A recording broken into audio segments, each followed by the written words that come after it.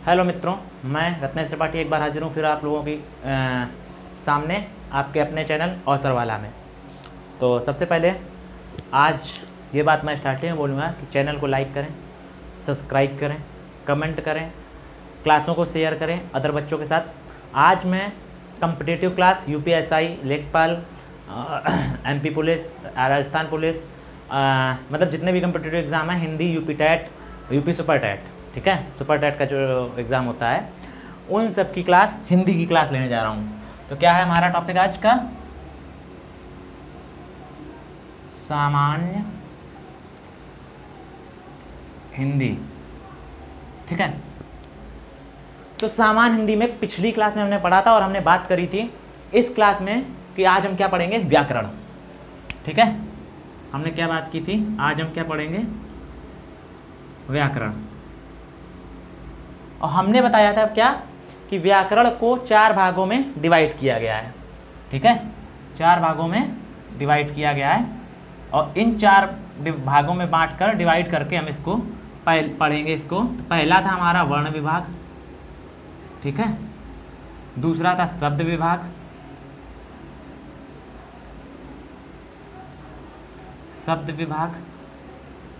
ठीक है। तीसरा था क्या? पद विभाग। ये हमने उस दिन भी बता दिया था, ठीक है। आज इसके बारे में विस्तार से चर्चा करेंगे। और चौथा हमारा था क्या? वाक्य विभाग, ठीक है। तो हिंदी में आज हम इन चारों पे चर्चा करेंगे। उन चारों पहुंचने के पहले हम यहाँ तक पहुँचेंगे, इस पे चर्चा करेंगे, ठीक है। तो कैसे करेंगे वो हम आगे बढ़ते हैं। तो व्याकरण में हमने क्या देखा? सबसे पहला पॉइंट देखेंगे हम लोग क्या? वर्ण विभाग। सबसे पहला पॉइंट क्या देखेंगे? वर्ण विभाग। इसका मतलब क्या होता है भाई? वर्ण विभाग हम पढ़ने जा रहे हैं, इसका मतलब क्या है? हिंदी का वह भाग, ठीक है, जिसमें हम वर्णों का, किसका? वर्णों का ज्ञान करते हैं। हिंदी का वह भाग या वह विभाग जिसमें हम वर्णों का अध्ययन करते हैं या ज्ञान करते हैं, उसे हम क्या बोलते हैं? वर्ण विभाग कहते हैं। इस हिस्से में हमेशा शब्दों का ठीक है, वर्णों का ज्ञान अध्ययन करते हैं, उसे हम वर्ण विभाग कहते हैं। वर्ण विभाग के बाद हम कहाँ पहुँचेंगे? शब्द विभाग में। तो शब्द विभाग के बाद, शब्द विभाग में क्या है?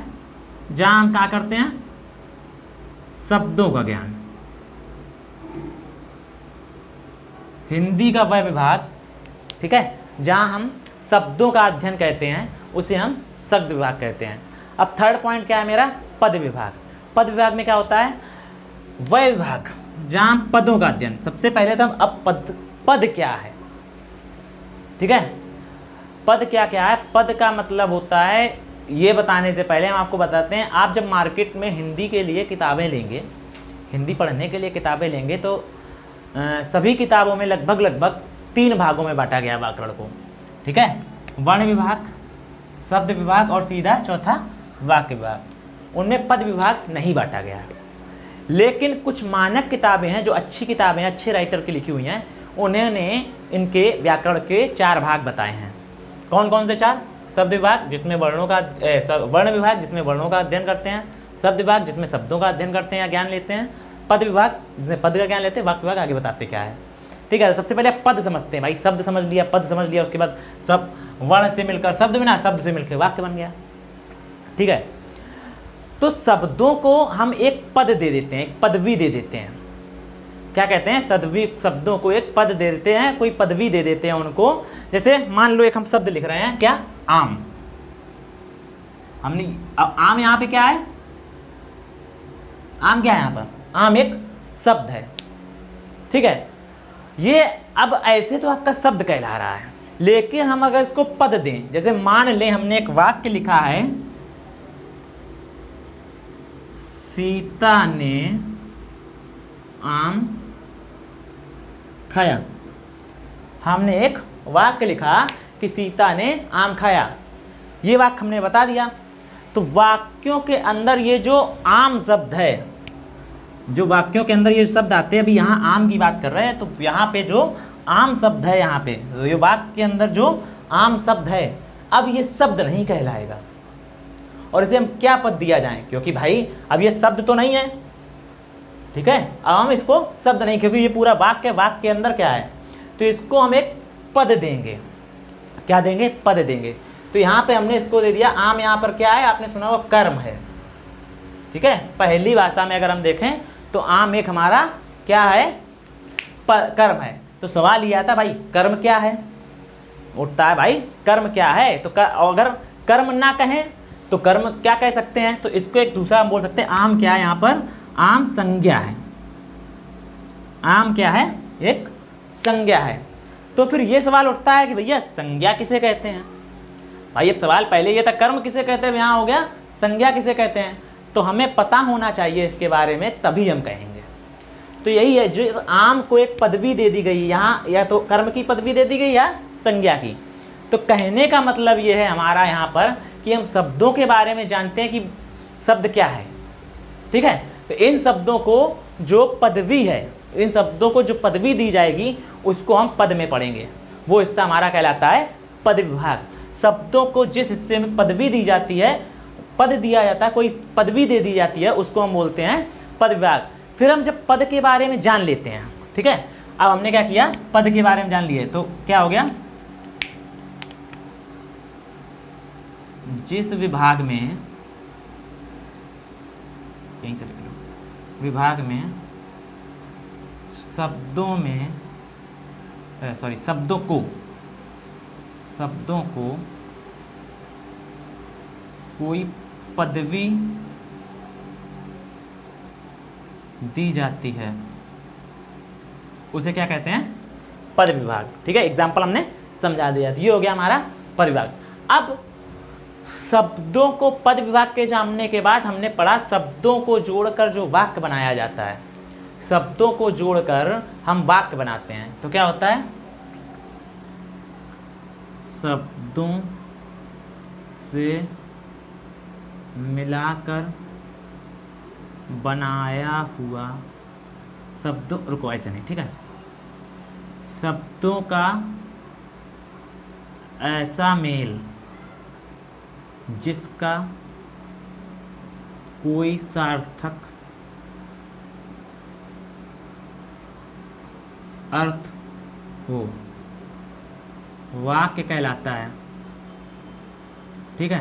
और यही हमारा क्या कहलाता है, वाक्य विभाग, जिसमें हम वाक्यों का अध्ययन करेंगे पूर्णतया, वो हमारा वाक्य विभाग कहलाता है। तो हमारी जो शुरुआत है वो व्याकरण की, वो किससे शुरू होती है, वर्ण की। तो हम वर्ण की समझने की कोशिश करते हैं, ठीक है। तो हम पहला क्या पढ़ेंगे, वर्ण विभाग, ठीक है। तो पहला हम क्या पढ़ेंगे, वर्ण विभाग।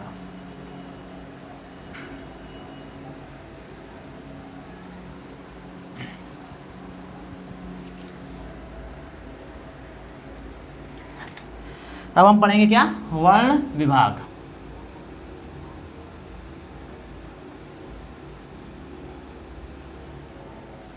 वर्ण विभाग करेंगे। जब हम वर्ण विभाग की बात करते हैं तो वर्ण शब्द आता है, और वर्ण शब्द की परिभाषा, भाई जब वर्ण विभाग की बात करें तो वर्ण आया। वर्ण शब्द की परिभाषा क्या कहती है कि भाषा की वह इकाई जिसके टुकड़े नहीं किए जा सकते हैं, वर्ण कहलाता है।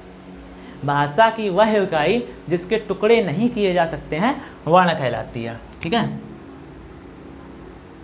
भाषा की वह इकाई जिसके टुकड़े नहीं किए जा सकते हैं, नहीं किए जा सकते हैं,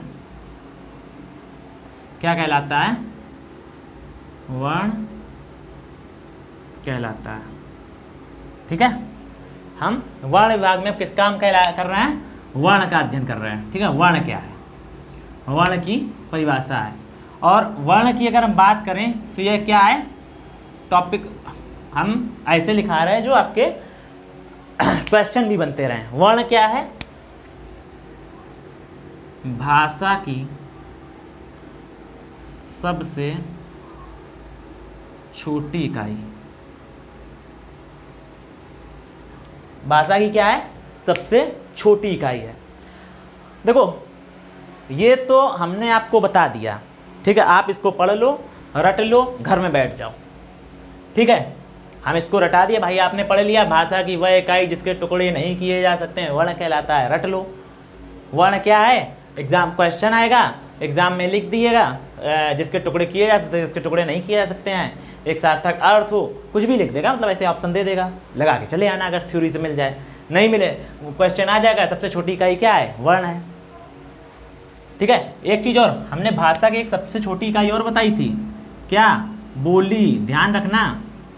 ठीक है, बोली भी भाषा की सबसे छोटी इकाई थी। हमने ये भी बताया दोनों तरीके से क्वेश्चन पूछता है, कभी कभी बोली देता है लेकिन ज़्यादातर वर्ड पूछता है। ठीक है, दोनों हमेशा याद रखिएगा, दोनों कभी सेम जगह ऑप्शन नहीं होंगे। अब बात करते हैं कि हमने ये तरीका आपको बता दिया, आपने पढ़ लिया, आप चले गए घर। ठीक है, आपने मोबाइल ऑफ कर दिया, रट्टाफिकेशन कर लिया, रट्टा मारा, आराम से पढ़ लिए, 4-5 महीने याद रहा, 4-5 महीने बाद रट्टा मारने में क्या होता है, 5 महीने बाद भूल जाते हैं। लेकिन हम अपने पढ़ाने का तरीका थोड़ा अलग लेके चलेंगे, हम आपको समझाएंगे, और जब आप चीज़ों को समझेंगे तो वो चीज़ें आपको हमेशा याद रहेंगी। ठीक है, यही बोल के निकल जाओ ये वर्ण होते हैं। हाँ ठीक है, अब इसमें एग्जाम्पल और दे दें आपको, क्या एग्जाम्पल 2-4 और दे दें। आ, ई, ठीक है, का, खा, गा, एग्जाम्पल दे दिए, नोट कर लो, जा रहे भाई। ठीक है, अब बोल दिया भैया इनको तोड़ा नहीं जा सकता है, बोल दिया इनको तोड़ा नहीं जा सकता है। अब भैया मैं तो निकल लिया, अब कहीं ना कहीं ये बात मन में उठ जाती है कि यार ये टुकड़ा क्या होता है। भाई ये वर्ड आया ना, टुकड़े नहीं किए जा सकते हैं, तो कैसे टुकड़ा नहीं किया जा सकता है सर, इसको समझाओ कि भाई किस तरीके से हम टुकड़ा नहीं कर सकते हैं। इसका कोई रीज़न होना चाहिए कि किस तरीके से इसका टुकड़ा हम नहीं कर सकते हैं। अब ये वाली बात अगर आप नहीं समझेंगे तो हमने वही बताया ना कि 3-4 महीने में सब साफ हो जाएंगे, आप जीरो के ज़ीरो हो जाएंगे।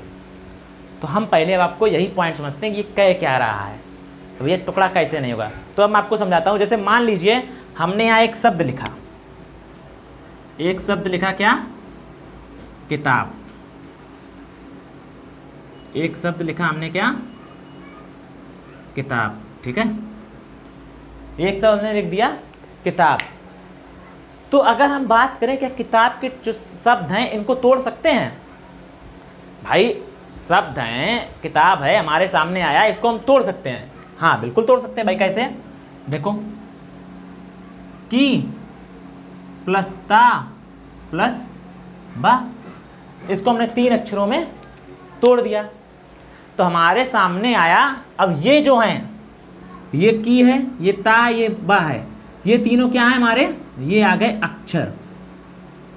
ये क्या हो गए, अक्षर। ये क्या हो गए, अक्षर। और ये जो था किताब, ये क्या था, ये था हमारा शब्द। शब्द को हमने तोड़ दिया, अक्षर बन गए। भाई हमने पूछा किताब को तोड़ सकते हैं और शब्दों में, किताब एक शब्द है, इसको हमने तोड़ दिया, तुमने तोड़ दिया, बोला किताब, तो टूट गया, तो क्या आया, हमें मिले अक्षर। अब होगा क्या, अब क्या ये जो अक्षर हैं, ये जो अक्षर हैं, क्या इनको हम तोड़ सकते हैं? तो हाँ, इनको भी तोड़ सकते हैं।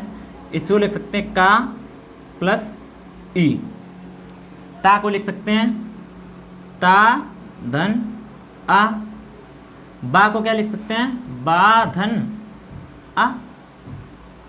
ठीक, तो इनको तोड़ दिया तो अक्षर कैसे बना, स्वर प्लस व्यंजन। ये है हमारा ई स्वर और ये है क्या, व्यंजन। भाई हमने इसको तोड़ दिया का और ई में, तो का हमारा हो गया स्वर और ई हो गया अक्षर। तो वर्ण क्या बात करें, अगर हम अभी ये आगे पढ़ेंगे वर्ण कितने प्रकार के होते हैं, तो हम पढ़ेंगे भैया वर्ण 2 प्रकार के होते हैं। कौन कौन से, एक स्वर वर्ण, दूसरा व्यंजन वर्ण। ठीक है, तो वही है का और ई। तो ये हमारा वर्ण टूट गया। अब अगर हम बात करें क्या हम इस का को तोड़ सकते हैं, अगर हम इस तरह तोड़ने के बाद अक्षर को हमने जिस तरीके की चीज़ों में तोड़ लिए, अब बताओ क्या हम इस का को तोड़ सकते हैं? इस वाले का को भाई तोड़ सकते हैं? तो आप कहोगे नहीं, नहीं तोड़ सकते हैं। तो इससे अब हम आगे नहीं तोड़ सकते हैं। तो यही जो हमारे का, ता और बा हैं, इनको हम आगे नहीं तोड़ सकते हैं। यही हमारे क्या कहलाते हैं? वर्ण। क्या कहलाते हैं? वर्ण कहलाते हैं। ठीक है, और इसके टुकड़े नहीं हो सकते। अब समझ में आया टुकड़े होने का क्या मतलब है? समझ में आया? बिल्कुल आया ना? ओके। अब एक वर्ड और लिख देते, जैसे लिख दिया किसी ने, नाम है किसी का राम, तो ये हो गया एक शब्द। क्या हो गया? शब्द। अब इसको हमने तोड़ा रा प्लस मा में, ये क्या मिल गया हमें? अक्षर। अब इसको तोड़ो तो रा प्लस आ, ठीक है, प्लस मा और प्लस आ, तो ये क्या हो गए? ये हो गए हमारे वर्ण। क्या हो गए? ये वर्ण। अभी देखो ये चारों वर्ण हो गए, ठीक है, तो ये हो गए हमारे वर्ण। अब इसको हम नहीं तोड़ सकते हैं। तो अब ये सारे मिलकर और ये सब मिलकर अब क्या कर रहे हैं? हमारी परिभाषा को प्रूफ कर रहे हैं कि भाषा की वह इकाई जिसके टुकड़े नहीं किए जा सकते हैं वर्ण कहलाता है। और ये क्या है? भाषा की सबसे छोटी इकाई है। ठीक है, ये समझ में आ गया इतना? अब बढ़ते हैं आगे। आगे बढ़ने से पहले हम एक चीज़ और बताना चाहते हैं आपको। ठीक है, आगे बढ़ने से पहले हम एक चीज़ और बताना चाहते हैं। आपकी परीक्षा में एक प्रश्न आता है, ठीक है, आपकी परीक्षा में एक प्रश्न आता है, वर्ण को और किस नाम से जानते हैं? वर्ण को और किस नाम से जानते हैं? तो वर्ण को हम ध्वनि के नाम से जानते हैं। किसके नाम से जानते हैं? यहाँ पे हम लिख देंगे क्या? वर्ण या ध्वनि। अगर आपसे एग्जाम में क्वेश्चन पूछ दे वर्ण को हम किस और नाम से जानते हैं, तो आप आंसर क्या देंगे? ध्वनि।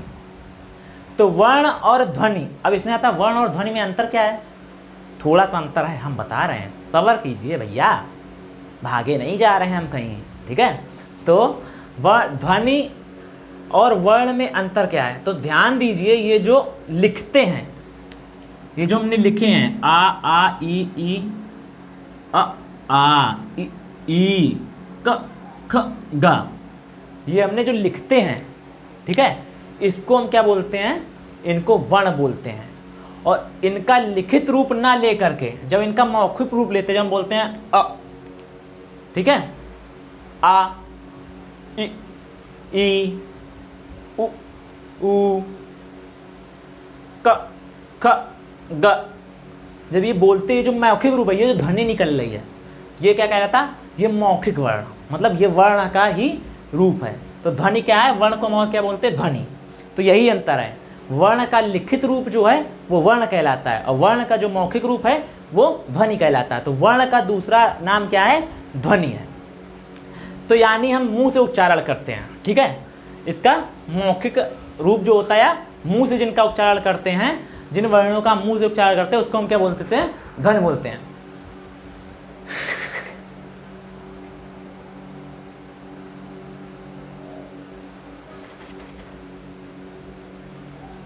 एक चीज और बताइएगा, ठीक है, ये जो क ख ग, ये वाला जो क ख ग, ठीक है, यहां तक तो सही था, आपने कर लिया, लेकिन ये जो ये देखो, एक था पहले क्या हमने लिखा था?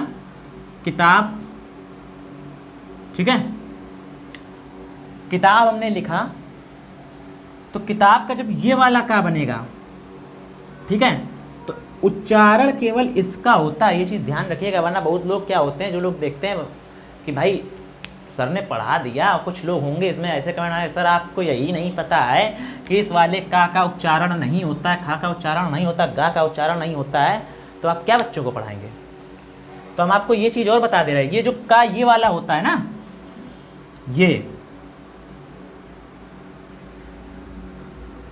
ये जो का खा गा होता है, इसका उच्चारण नहीं होता है, ठीक है, ये लिखित रूप में होते हैं। उच्चारण किस वाले का होता है? उच्चारण इस वाले का होता है, ठीक है, इस का खा गा का उच्चारण होता है, तो इस वाले का खा गा का उच्चारण नहीं होता है। तो हम हमेशा याद है उस वर्ण का उच्चारण करेंगे जब उसके साथ स्वर जुड़ा हुआ होगा। इसमें स्वर है, इसमें हाँ इसमें स्वर है, इसमें स्वर है, इसमें स्वर है, ये व्यंजन है। तो व्यंजन में जब का और प्लस आ का जो जुड़ित रूप है का, उसी का हम उच्चारण करेंगे। हमेशा उस वर्ण का उच्चारण कर पाएंगे जिसके अंदर स्वर होगा। अगर स्वर नहीं है तो हम उसका स्वर नहीं है तो उसका उच्चारण नहीं कर पाएंगे। इनमें क्या है, स्वर नहीं है, ठीक है, तो इसका उच्चारण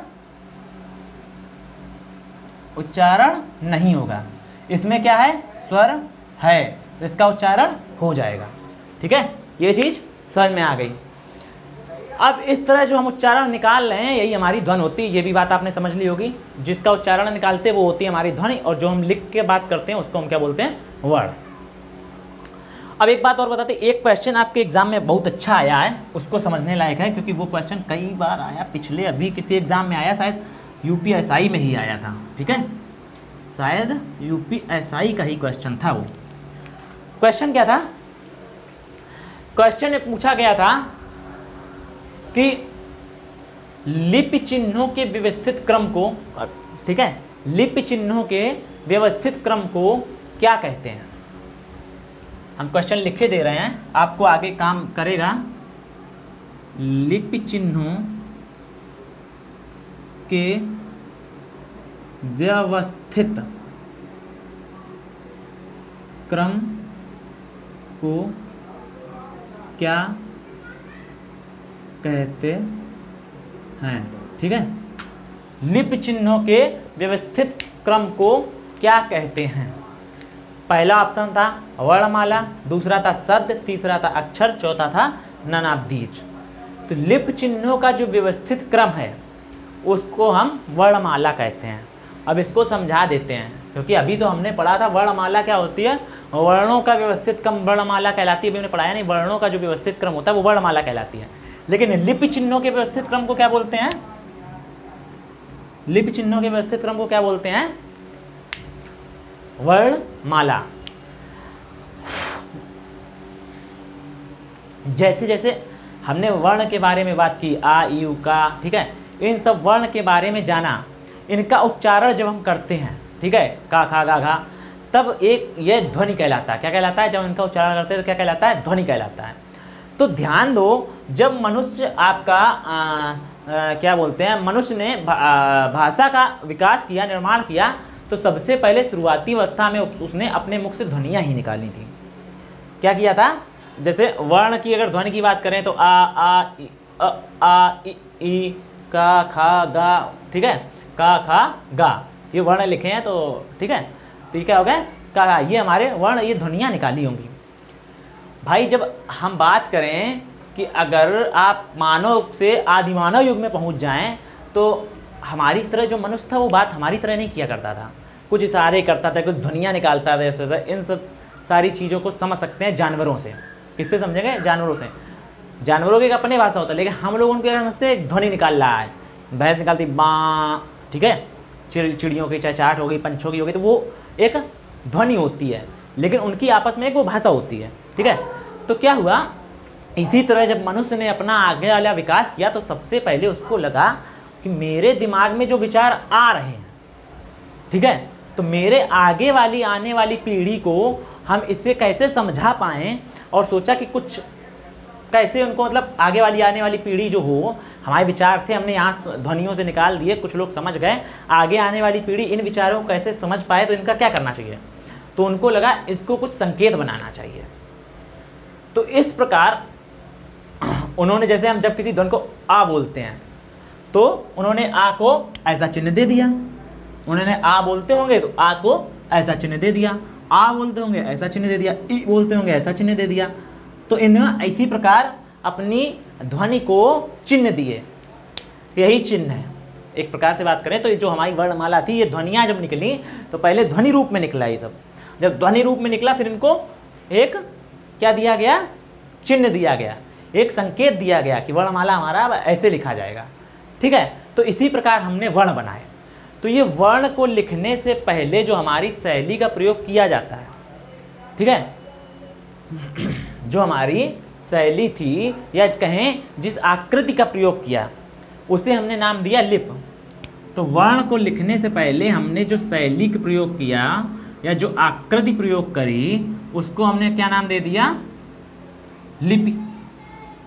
अब जैसे अगर हम हिंदी भाषा की बात करें तो हिंदी भाषा की देवनागरी लिपि क्या है, हिंदी भाषा की लिपि क्या है, देवनागरी। हिंदी भाषा की लिपि क्या है, देवनागरी। ठीक है, तो देवनागरी लिपि ये है। ठीक है, तो ये हमारी लिपि हो गई। तो क्या हुआ, इसको हम लिपि बोलते हैं। तो ये जो ध्वनियों के चिन्ह हैं तो ये लिपि चिन्ह हो सकते हैं क्या भाई? ये जो ध्वनियों के चिन्ह हैं तो हम इनको क्या लिपि चिन्ह बोल सकते हैं? हाँ, तो हम इनको क्या बोल सकते हैं, इनको हम वर्ण तो बोल ही रहे थे।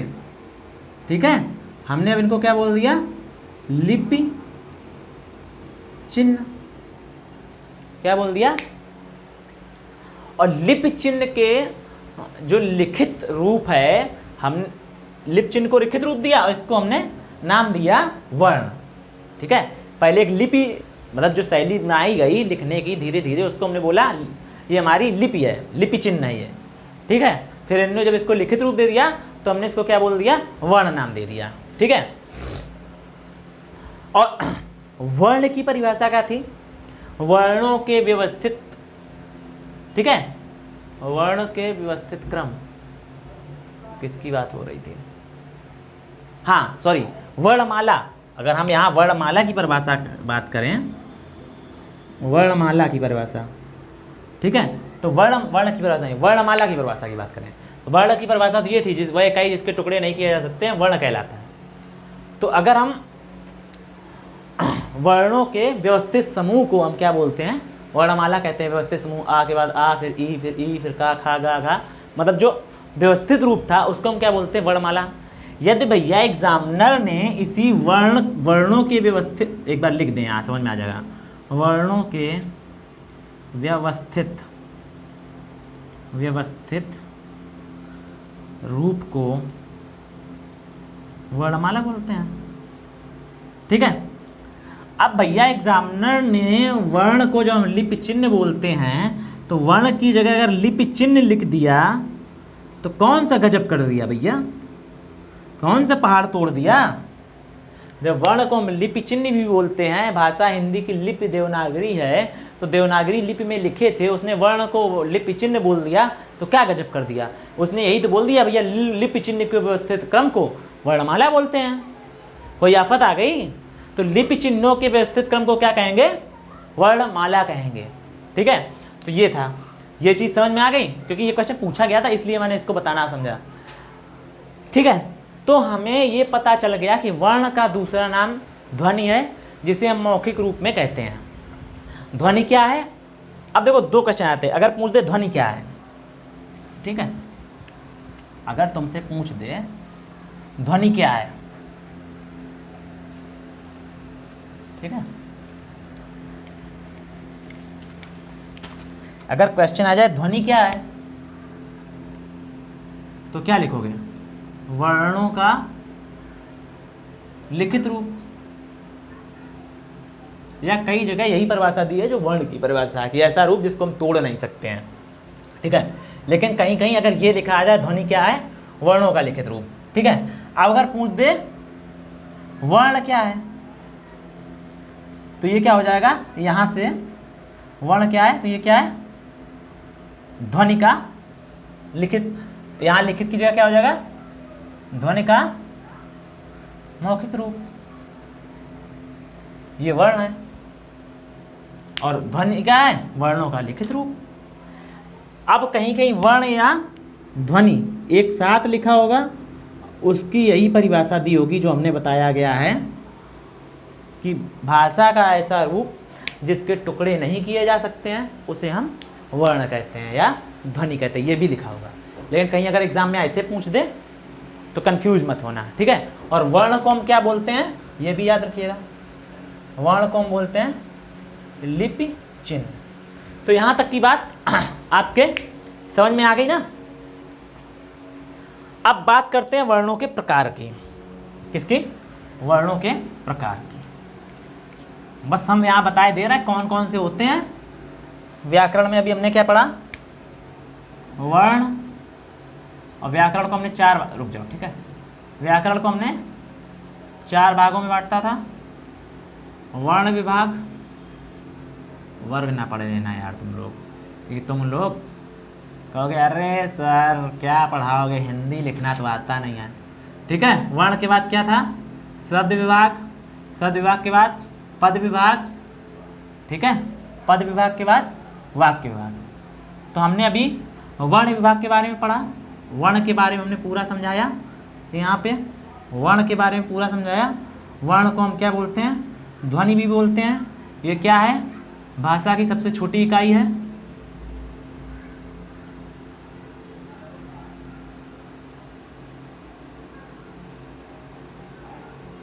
भाषा की क्या है, सबसे छोटी इकाई है, ठीक है। और भाषा की सबसे छोटी इकाई दूसरी क्या है, अगर बोलें तो बोली भी भाषा की दूसरी सबसे छोटी इकाई है, वो अलग मैटर है, ठीक है। दोनों में से एक ही क्वेश्चन आएगा, ठीक है। अब आएंगे वर्णों के प्रकार पर, वर्णों के प्रकार या भाग। तो वर्ण को 2 भागों में बांटा गया है, पहला स्वर, दूसरा व्यंजन, ठीक है।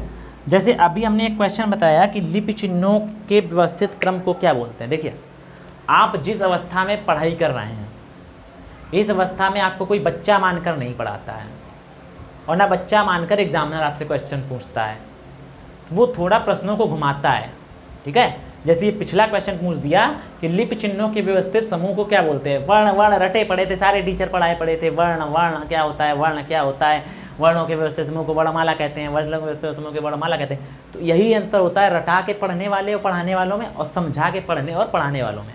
इसीलिए हमने बोला हम चीज़ों को थोड़े अलग तरीके से बताएंगे और समझाएंगे, आपकी समझ में आनी चाहिए। हमें टाइम लग जाए, हमें वो बैकअप मिले, उन टीचरों को इतना ना मिले, आपको ये भले लगे थोड़ा टाइम वेस्ट हो रहा, लेकिन समझ में आना चाहिए। अब इससे आपके जो क्वेश्चन बनेंगे हम सारे बताते जा रहे हैं। भाषा की सबसे छोटी इकाई वर्ण, वर्ण को और क्या बोलते हैं, ध्वनि। तो ध्वनि भी अगर ऑप्शन में दिया, वर्ण नहीं दिया तो ध्वनि बोलेंगे, ठीक है। उसके बाद भाषा की सबसे छोटी इकाई, हम देखो रिवीजन भी करते चल रहे हैं, बोली भी थी, तो ये दोनों में एक ऑप्शन होगा, ठीक है। व्याकरण को 4 भागों में बांटा गया, वर्ण विभाग, शब्द विभाग, पद विभाग, वाक्य विभाग, ठीक है। उसके बाद वर्णों के व्यवस्थित समूह को क्या बोलते हैं, वर्णमाला बोलते हैं, ठीक है।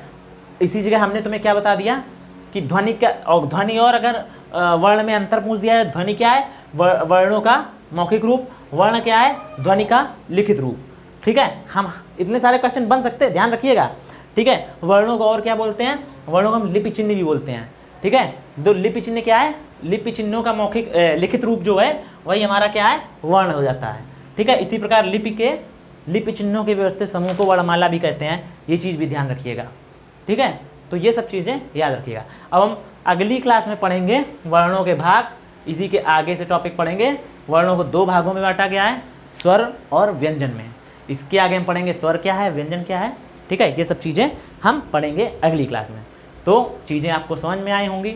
अगर अच्छा लगा वीडियो, समझ में आ रहा है तो नीचे कमेंट करें, नहीं समझ में आ रहा है तो भी नीचे कमेंट करें, क्या प्रॉब्लम आ रही है, क्या स्पीड अच्छी है, तेज़ है, धीमी है, कुछ बैकग्राउंड प्रॉब्लम। जैसे अभी तक हमने वीडियो में, आज हमें हमारे मित्र महोदय ने थोड़ा सजेशन दिया कि जैसे आपके ब्लैक बोर्ड में थोड़ा ब्लू ब्लू दिख रहा होगा, इसको साफ़ करना है, ठीक है। दूसरा उन्होंने दिया था लाइट इफेक्ट का, उन्होंने बताया था कि यहाँ पे इस जगह पे पिछले वीडियोज़ में यहाँ पे लाइट इफेक्ट आ रहा था, तो उन्होंने सजेस्ट किया भाई लाइट का थोड़ा डायरेक्शन चेंज कर दो। तो आज वो डायरेक्शन भी चेंज किया है, उनका नाम लेके बोलूँगा, थैंक यू शिवम भाई, आपने थोड़ा सजेस्ट किया। ऐसे ही आप लोग भी सजेशन करें, अगर कहीं कुछ कमियाँ लगती हैं तो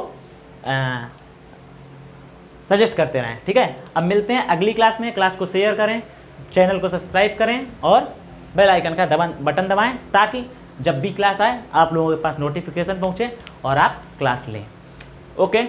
और हिंदी के बच्चे वेट ना करें, ठीक है। आपको 11 बजे हमने क्या बोला था, ट्यूसडे से सैटरडे, ठीक है। अब कहेंगे सर इस बार मंडे ट्यूसडे को क्यों नहीं क्लास आई भाई, आज तो वेडनेसडे जब क्लास आ रही है, ट्यूसडे को इसलिए क्लास नहीं आई क्योंकि हमने संडे को मना किया था क्लास ना आने को, संडे और मंडे को।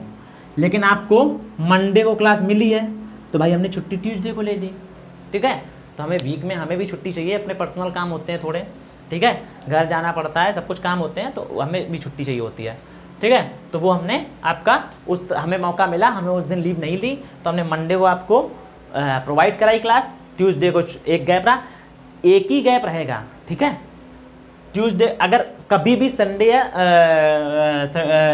मंडे को आ जाए तो एक वेडनेसडे को नहीं रहेगी, लेकिन अब इस बार बताना भूल गए थे, नेक्स्ट टाइम हम याद रखेंगे। लेकिन अब आपकी permanent Tuesday to Saturday class आपको मिलेगी। मिलते हैं अगली क्लास में। जय हिंद, जय भारत, वंदे मातरम।